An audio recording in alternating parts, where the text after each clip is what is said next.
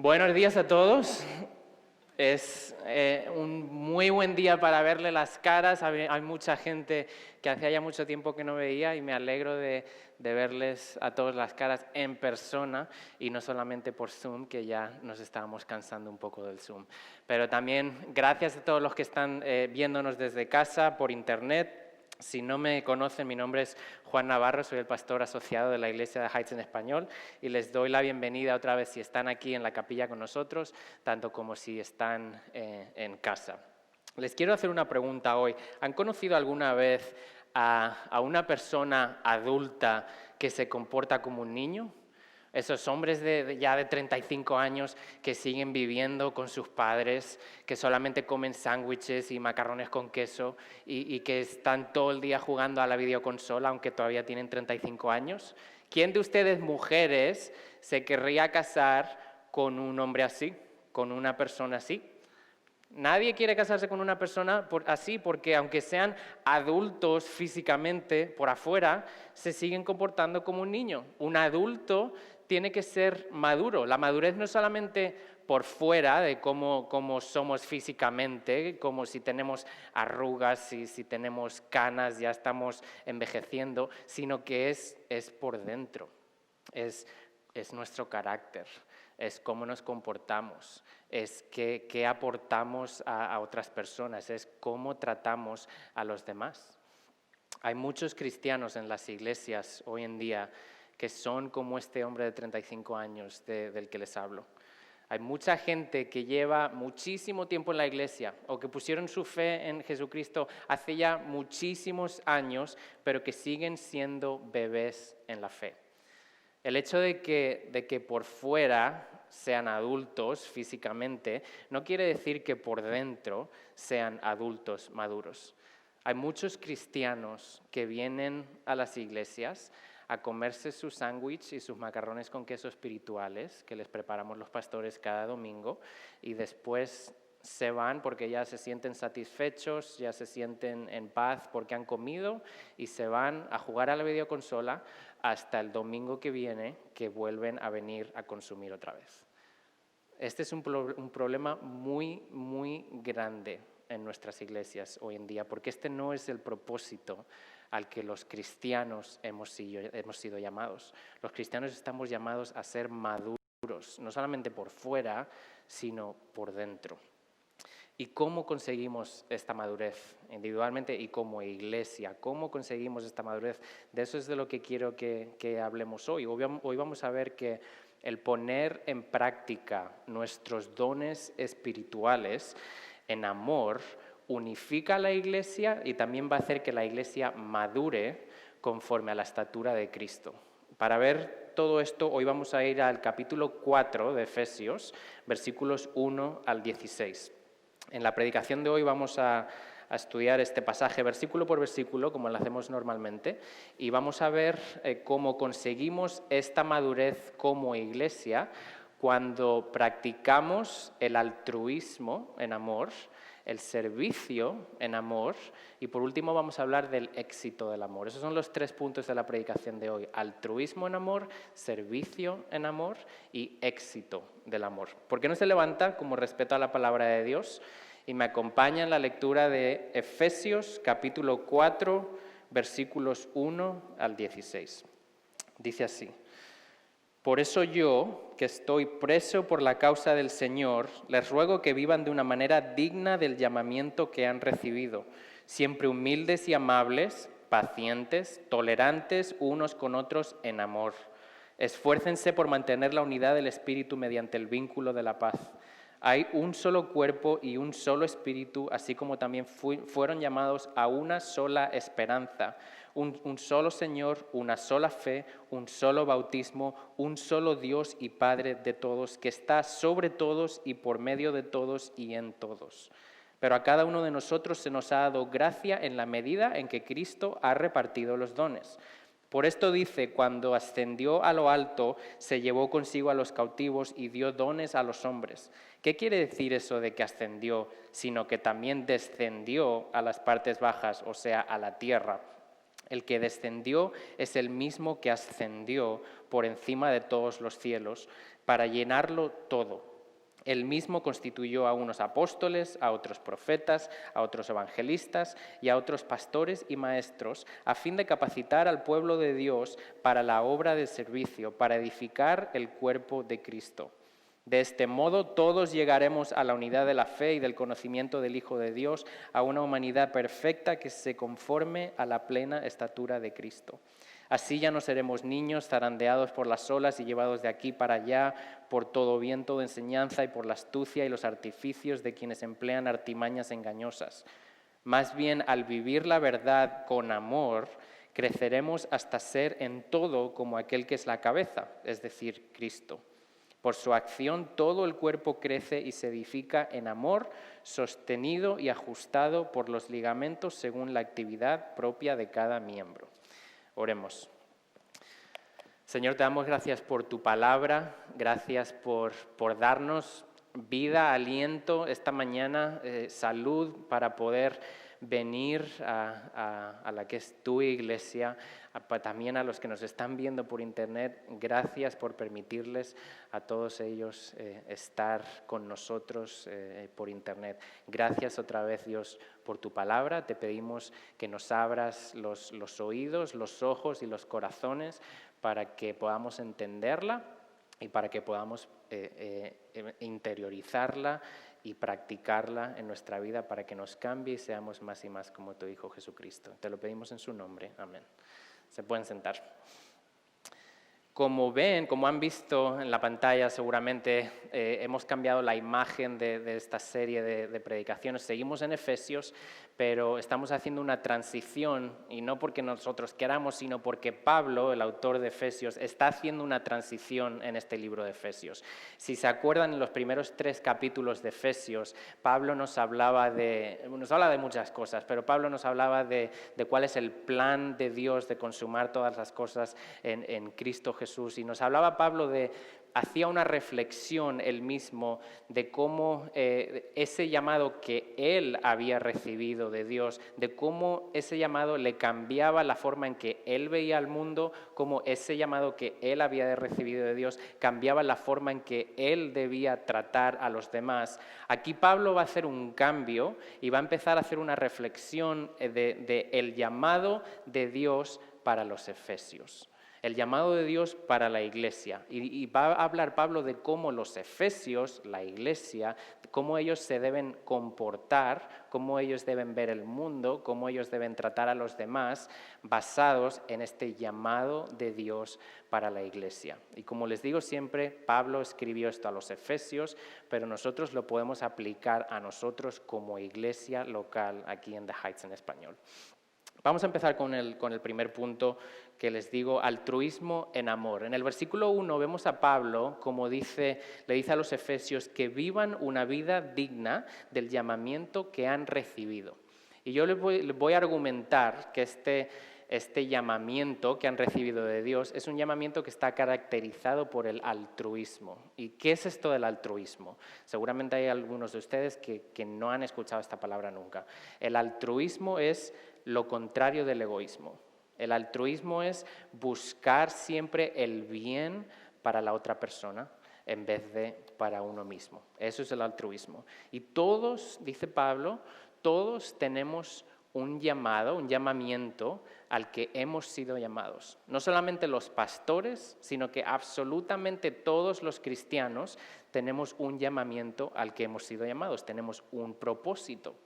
Y lo que pasa es que vivimos en esta sociedad que muchas veces la sociedad nos dice que esta vida no tiene sentido, que esta vida no tiene propósito, que cuando nos morimos ahí se acaba todo, así que estamos aquí para ser lo más felices posibles que podamos ser, y cuando te mueres ahí se acaba todo, así que aprovecha el momento, carpe diem, como dicen algunos, porque la vida es corta y esto se acaba. La Biblia nos dice absolutamente lo contrario. La Biblia nos dice que nuestro propósito, nuestro llamado es reflejar el carácter, es reflejar el corazón de Jesús al mundo. ¿Y cómo hacemos esto? Lo primero que le quiero decir es que esto solo va a ocurrir a través del poder del Espíritu Santo en su vida. Así que no intente hacer esto por su propia cuenta, porque esto no va a ocurrir sin el poder del Espíritu Santo. Ahora que ya hemos sido salvados por nuestra fe en Jesucristo, Dios nos está llamando a que vivamos una vida digna del llamamiento al que hemos sido llamados. Y Pablo nos está diciendo aquí, este es un llamamiento serio, se lo tienen que tomar en serio. Así que, ¿cómo vivimos este llamamiento? Versículo 2, dice Pablo, lo primero que tienen que hacer es ser humildes. Tenemos que vernos como Dios nos ve. Tenemos que vernos a nosotros mismos y a los demás como la palabra de Dios dice que somos. Ser humildes no es ir cabizbajo siempre y dejar que te pisoteen todo el momento. Eso no es ser humilde. Ser humilde es verte a ti y verte a los demás como Dios te ve y como Dios ve a los demás. Todos somos pecadores que merecemos la muerte y que hemos sido salvados por la gracia de Dios. Eso somos quien nosotros somos. Así que la próxima vez que te sientas un poco superior o la próxima vez que se te suban las cosas un poco a la cabeza, piensa en quién dice la Biblia que eres tú y que son los demás. Y esto no te debería desalentar, al contrario, esto te tiene que cambiar la forma en que nos vemos a nosotros mismos y vemos a los demás, y en la forma en que tratamos a los demás. Pablo sigue diciendo que tenemos que ser amables. ¿Cómo reaccionas cuando te atacan? Cuando alguien te hace daño, ¿qué quieres hacer tú? ¿Vengarte? ¿Quieres resentirte? ¿Quieres no perdonar? Esa es nuestra naturaleza pecaminosa, no podemos mentir, muchas veces nos sale eso cuando nos atacan. Pablo nos va a decir aquí que al no hacer estas cosas, sino al ser amable, Pablo dice que estamos viviendo de manera digna a nuestro llamado. Estamos reflejando el carácter de Dios al mundo cuando somos amables. Sigue diciendo Pablo que tenemos que ser pacientes. Yo creo que no hace falta que expliquemos esta.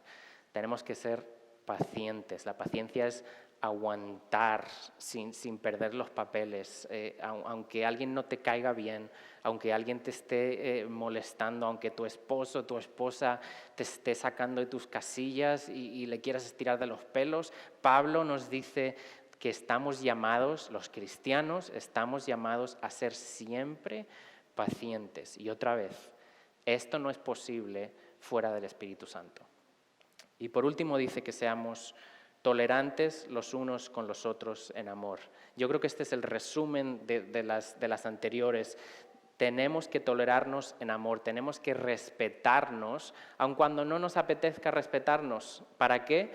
Dice Pablo, para que consigamos la unidad del Espíritu mediante el vínculo de la paz. Cuando nos comportamos así, como dice Pablo, cuando somos altruistas por amor, en amor, estamos promoviendo la unidad del Espíritu de la que nos habla el versículo 3. ¿Y qué es esta unidad del Espíritu? El Espíritu ya ha hecho su trabajo, el Espíritu ya ha hecho su labor en la iglesia, nos ha unido. Aunque seamos diferentes, aunque nos gusten cosas diferentes, aunque tengamos estilos diferentes, aunque algunos vayamos a iglesias diferentes, el Espíritu nos ha unido y nos ha hecho parte del mismo cuerpo que es la iglesia. Ahora los cristianos tenemos la responsabilidad de mantener esa unidad para que no se rompa. Y lo triste es que año tras año veo como nosotros, la iglesia, por no ser humildes, por no ser amables, por no ser pacientes, por no ser tolerantes los unos con los otros, rompemos la unidad del Espíritu por nuestro propio pecado, por no vivir de forma digna a nuestro llamado. Así que, iglesia, sometamos nuestras vidas al Espíritu, porque es la única manera en la que vamos a poder hacer esto. El mundo está dividido hoy en día, la gente está siempre tratándose fatal los unos a los otros, lo vemos constantemente en la televisión, incluso en nuestra vida diaria lo vemos constantemente. Ahora bien, la iglesia no ha sido llamada a reflejar la sociedad. La Iglesia ha sido llamada a reflejar la unidad de la Trinidad. Y nos dice Pablo aquí que hay 7 cosas, nos dice que la Iglesia ha sido unificada y Pablo nos va a listar aquí 7 cosas, 7 elementos, 7 verdades que nos unifican como creyentes. Nos dice Pablo, un cuerpo, un espíritu, una esperanza, un Señor, una fe, un bautismo y un Dios y Padre de todos.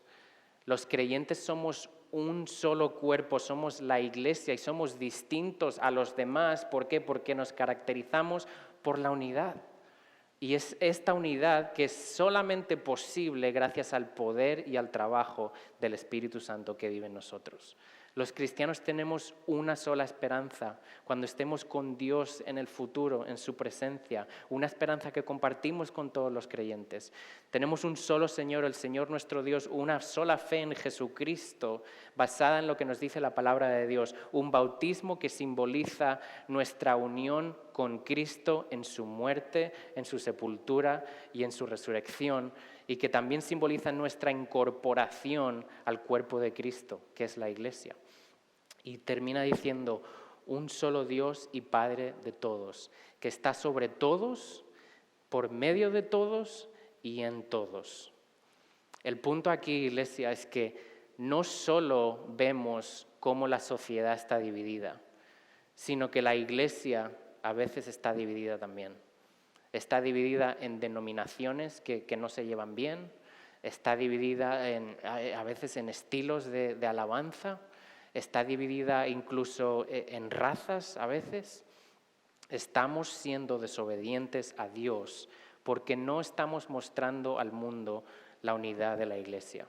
Debemos hacer como Iglesia, debemos hacer todo lo posible para romper esas barreras que no son bíblicas, para aprender a estar unidos, aunque tengamos diferencias, aunque haya alguna diferencia. ¿Para qué? Para cumplir el propósito de Dios y el propósito de la Iglesia en este mundo. Nos necesitamos los unos a los otros. No podemos hacer esto nosotros solos. Cada uno de nosotros tiene muchísimo que aportar a la Iglesia. Cada uno de nosotros tiene muchísimo para enriquecernos los unos a los otros. Debemos mantener y proteger la unidad de la Iglesia, porque así estamos reflejando la unidad del Padre, del Hijo y del Espíritu Santo a este mundo que nos está viendo. Así que no seamos egoístas, porque cuando somos egoístas, cuando nos centramos en nosotros mismos solamente, eso está creando un obstáculo para la unidad del cuerpo de Cristo. Como cristianos, como Iglesia, lo que tenemos que hacer es, tenemos que ser altruistas y actuar en amor hacia los demás. El segundo punto del que quiero hablar es el servicio en amor. En el versículo 7 Pablo nos dice que fue Dios quien dio a Cristo como líder, como cabeza de la Iglesia, y nos dice que Cristo ahora es el que da los dones a la Iglesia.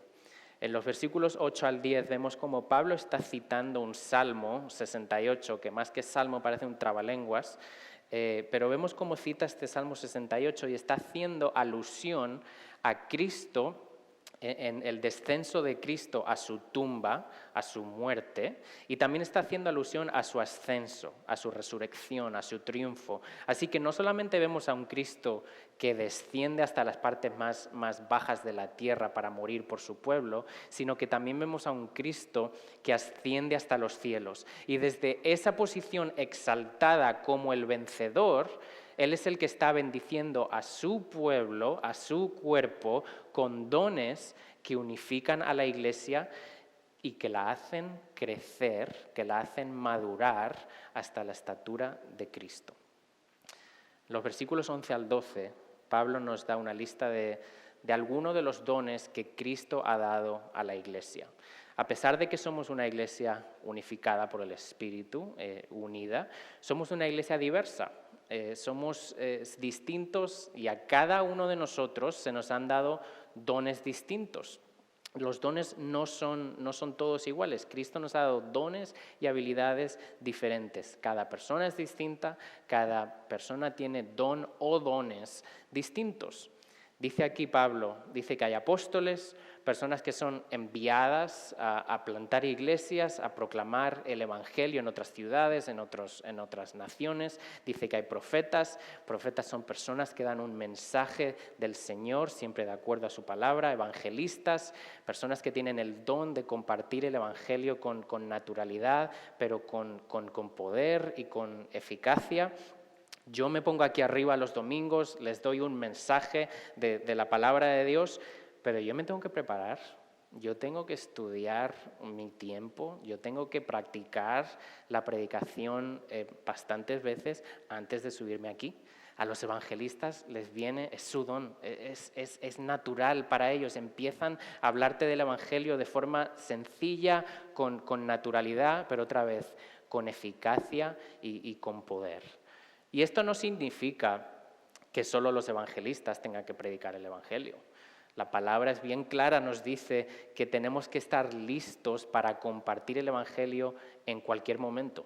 La palabra nos dice que tenemos que aprovechar cada oportunidad al máximo, pero eso no significa que todos tengamos el don de evangelismo. El último grupo del que nos habla Pablo aquí dice pastores y maestros. ¿Y por qué no los separamos? ¿Por qué están juntos, pastores y maestros, en la misma unidad, por así decir? Saben que el Nuevo Testamento está escrito en griego, el lenguaje original. La construcción gramatical en el griego original, en esta frase, en este versículo, nos obliga a poner estos dos dones dentro del mismo grupo. Así que nos dice aquí que los pastores y los maestros capacitan al pueblo de Dios para que el pueblo de Dios haga la obra del ministerio. Así que ¿para qué estamos aquí los pastores y los maestros? ¿Qué dice Pablo? Para equiparles, para capacitarles. ¿A quién? A ustedes, para que ustedes hagan la obra del ministerio. No estamos aquí para darles de comer y que engorden hasta explotar. Estamos aquí para entrenarles, estamos aquí para capacitarles, para que entonces ustedes vayan a ministrar a otros. Tú eres el que tiene que hacer el trabajo del ministerio. Sí, me estás oyendo bien. Tú eres el que tienes que hacer el trabajo del ministerio. Pero eso no es lo que pensamos normalmente. Lo que pensamos normalmente es que el pastor tiene que hacerlo todo, porque para eso está, ¿verdad? Muchas veces llamamos al pastor el ministro de la iglesia. ¿Y para qué está el ministro? ¿Para qué han contratado al ministro? Para que haga el ministerio. No podíamos estar más equivocados. El pastor, los maestros o el equipo pastoral están para edificar al cuerpo, los creyentes, para capacitar a los creyentes, para que los creyentes, el cuerpo, hagan el ministerio. Así que si hay alguien que se merece el título de ministro, ese eres tú. Para eso estamos aquí los pastores y los maestros, para capacitarles. No hay cosa más satisfactoria, déjenme decirles, que cuando me entero de que fulanito, fulanita se puso enfermo, se puso enferma y X hermano o X hermana fueron a orar por ella, fueron a llevarles comida, o que una pareja de la iglesia se levanta y decide liderar uno de los ministerios. ¿Por qué me alegro y me da satisfacción eso? No es que yo y el equipo pastoral, no es que nosotros no queramos hacer esas cosas, pero es que cuando pasa eso, la iglesia está haciendo lo que la iglesia está llamada a hacer. Y también cuando pasa eso significa que los pastores, el equipo pastoral, estamos también haciendo lo que estamos llamados a hacer. Estamos capacitándoles y estamos animándoles a que hagan el ministerio. Así que Cristo es el que da los dones, los pastores, los maestros capacitan al cuerpo y el cuerpo ministra. Cada parte del cuerpo trabaja con las otras partes del cuerpo y al ejercitar esos dones adecuadamente, el cuerpo crece en amor. Otra vez, el dador es Cristo, pero los que ejercitan esos dones es el cuerpo, los creyentes, tú. Cada persona, estábamos diciendo, ha sido dada dones únicos de parte de Cristo y cada persona juega un papel importantísimo en el mantenimiento de la unidad, en el crecimiento y en la continuidad de la edificación del cuerpo en amor. En resumen, la cabeza del cuerpo, Cristo, quien da los dones, los líderes equipan, capacitan al cuerpo, los creyentes ministran y así el cuerpo es edificado. Todos nosotros nacemos con dones, habilidades innatas con las que nacemos, o también algunas que se van aprendiendo, se van fortaleciendo con el paso de los años. Hay gente, por ejemplo, que es malísima para tocar un instrumento, como yo, por ejemplo, malísimo para la música. Hay gente que es malísima para aprender un idioma, pero luego tienes a gente que es buenísima, con una guitarra se ponen y la tocan ellos solos, se enseñan ellos solos a tocar la guitarra. Mi hermana, por ejemplo, se enseñó ella misma con un librito a tocar la guitarra ella misma. O hay gente que se le dan los idiomas muy bien. Esos son habilidades, esos son dones innatos con los que nacemos. Pero aquí dice que Cristo nos ha dado dones espirituales con los que no nacimos. Estos son dones, habilidades que recibimos cuando nosotros empezamos a caminar con Cristo, cuando nosotros pusimos nuestra fe en Jesucristo. Y hay muchas veces que los naturales y los espirituales se combinan para la edificación del cuerpo. Pero yo sé que hay muchas personas que no saben muy bien cuál es su don, que no saben cuál es y entonces no lo pueden poner en práctica. Así que, ¿cómo sabemos nosotros, cómo sabe un cristiano cuál es su don? Le quiero dar un par de consejos para que vean cuál es el don que Cristo puede haberle dado. Para saber qué don tienes, te recomiendo primero que sigas creciendo, que sigas madurando en la fe, que sigas creciendo en la palabra, que pases tiempo en la palabra, en oración, que pases tiempo incluso pidiéndole a Dios que te revele, que te muestre cuál es ese don que Él te ha dado. También te quiero decir que empieces a servir, que empieza a servir en donde te necesiten. Involúcrate en alguno de los ministerios que tenemos y vas a ver cómo cuando tú empiezas a servir, vas a ver cómo te vas a dar cuenta si estás practicando ese don que Cristo te ha dado o no. Hay muchas veces que nos topamos, por así decir, con nuestro don cuando empezamos a servir en diferentes ministerios. Yo, por ejemplo, odiaba de pequeño estar enfrente de la gente. Lo odiaba, no me gustaba.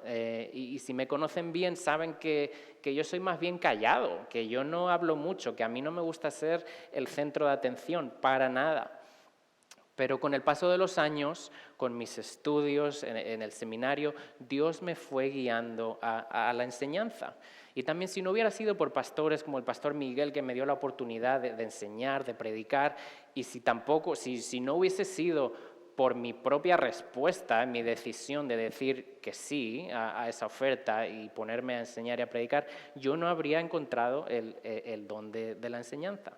Y les aseguro que aunque no me guste estar aquí arriba porque me están mirando todos, estoy enfrente de todos, aunque eso no me guste, es de gozo para mi vida, lo considero un privilegio. ¿Por qué? Porque es un don de Dios en mi vida. Y no solo es bueno para la iglesia, porque la iglesia es edificada, sino que es de gozo para mí también, porque cuando tú practicas tu don, sabes que tú estás haciendo la voluntad de Dios en tu vida. Así que si hay algo que te mueve por dentro, si hay algo que sea tu pasión, si hay algo que te encante hacer, ya sea orar, ya sea enseñar a niños pequeños, ya sea ser hospitalario, empieza por ahí. Involúcrate en esas áreas para seguir explorando tu don. Y por último te diría, sé paciente. Sé paciente, no te desesperes. Dios abre y cierra puertas cuando Él quiere y Él te mostrará, Él te confirmará ese don a su tiempo. Por último, les quiero hablar del éxito del amor. ¿Para qué estamos aquí o por qué estamos aquí los pastores y los maestros? Para capacitar. ¿Y por qué está el cuerpo, los creyentes, para ministrar? Versículo 13, dice Pablo, para llegar, a la unidad de la fe y del conocimiento del Hijo de Dios, para que nos conformemos a la plena estatura de Cristo. En otras palabras, para que maduremos, para que crezcamos, y va a seguir diciendo en el versículo 14, para que no nos engañen con falsas doctrinas. La Iglesia se fortalece al hacer lo que cada uno debemos hacer. Cuando nos edificamos, nos fortalecemos y practicamos los dones en armonía, en amor, la Iglesia madura a la estatura de Cristo. Y eso es un éxito. Aquí nos damos cuenta también en este pasaje que este crecimiento no ocurre cuando nos aislamos. El poner en práctica nuestros dones se hace en comunidad. Tenemos que ejercitar estos dones para el beneficio del cuerpo. Esto no es para uno mismo. Versículo 14. No solamente el cuerpo se edifica, no solamente esto es para el cuerpo, sino que Pablo dice, vamos a evitar ser engañados por la falsa doctrina. Nos dice Pablo, el antídoto aquí contra la mala doctrina, contra las artimañas engañosas, que las tenemos por todos lados hoy en día, sobre todo por internet, las tenemos por todos lados. Dice Pablo, el antídoto es vivir la verdad de lo que estamos hablando hoy, vivir esta verdad en amor, y este es el medio para crecer hacia Cristo en todas las cosas. Iglesia, cuando no somos maduros, cuando no crecemos y maduramos tanto individualmente como iglesia, como cuerpo de Cristo, corremos el riesgo de no reflejar la unidad y el amor de Dios al mundo. Corremos el riesgo de no cumplir con el llamado, de no cumplir con el propósito al que hemos sido llamados, que Dios nos ha dado. Corremos el riesgo de que la iglesia no sea sana. Corremos el riesgo de que la iglesia no crezca. Corremos el riesgo de que otras personas no quieran saber absolutamente nada de nosotros. Porque ¿quién va a querer estar con un adulto que se comporta como un niño? Nadie. Así que, iglesia, madura, ejercita tu don en amor, que es la base del ministerio. ¿Para qué? Para que el cuerpo madure, que es el objetivo del ministerio. Un cuerpo sano se edifica a sí mismo en amor. El equipo pastoral, los maestros, capacitan a la iglesia para que la iglesia haga el ministerio. Y cuando la iglesia empieza a hacer esto, el cuerpo empezará a edificarse a sí mismo. Eso ocurre cuando uno es hospitalario. Eso ocurre cuando la otra ora, cuando uno apoya, cuando el otro ayuda, cuando uno discierne, cuando el otro habla. Estoy hablando de poner en práctica los dones dentro de la iglesia para edificarnos los unos a los otros en amor, para que el cuerpo se edifique a sí mismo y reflejemos así la unidad del Dios Trino a este mundo. Ese es el propósito de los dones en la iglesia. Así que ejercita tu don, haz el ministerio al que has sido llamado y no seas más un bebé. Ya eres adulto físicamente, así que compórtate como un adulto en la fe también. Oremos.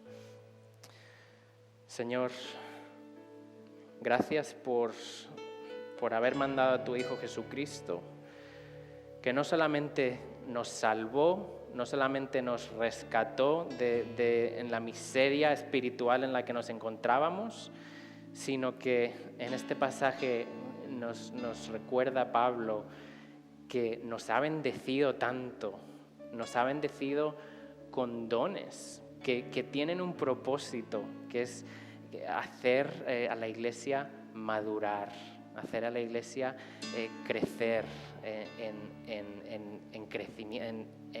conocimiento y en la estatura, crecer hasta Jesucristo, más y más como Él. Te pedimos, Señor, que nos ayudes a tomárnoslo en serio. Ayúdanos a encontrar ese don. Si todavía no sabemos qué don tenemos, te pido, Señor, que tú reveles eso a esta congregación, a cada persona. ¿Para qué? No para que se queden sentados en su casa, sino para que lo pongan en práctica, para que este sea un cuerpo sano, para que este sea un cuerpo que crezca otra vez a la estatura de Cristo. Señor, te pedimos que otra vez que nos ayudes a tomar esta palabra, a tomar este pasaje, y no a que se nos olvide ahora, sino que lo practiquemos al salir de aquí y mientras estamos en la iglesia, para que la iglesia crezca, para que seamos capaces también de reflejar esa unidad y ese amor de la Trinidad. Te lo pedimos todo en el nombre de Jesús. Amén.